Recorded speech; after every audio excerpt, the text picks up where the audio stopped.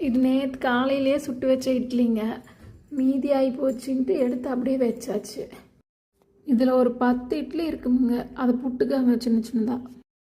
பெரிய வெங்காயமுங்க, வேணுன்னா பெரிய வெங்காயம், இல்லைன்னா உங்களுக்கு டைம் இருந்தால் சின்ன வெங்காயம் கூட அரைஞ்சிக்கோங்க. நான் பெரிய வெங்காயம் எடுத்துக்கிட்டேன். வரமிளகா, அப்புறம் தேவையானது கருவேப்பிலை, அப்புறம் கொத்தமல்லி கொஞ்சம் கடைசியாக போட்டுக்க வேண்டியது தான் கொத்தமல்லி, மஞ்சத்தூள், அப்புறம் உப்பு கொஞ்சம், கடுகு போட்டுக்கோங்க, உளுந்து,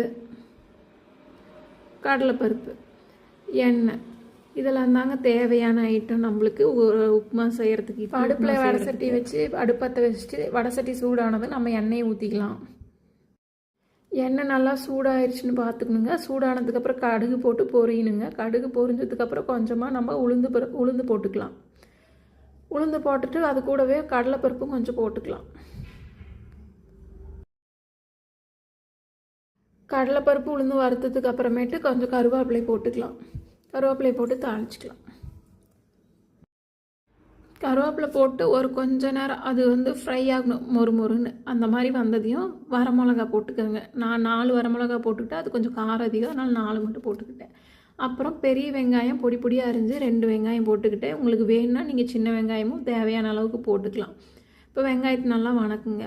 ஓரளவுக்கு வணங்கினதுமே உப்பு தேவையான அளவுக்கு கொஞ்சம் போட்டுக்கோங்க. அது கூடவே கிருமி நாசினி மஞ்சத்தூளை சேர்த்துக்கோங்க.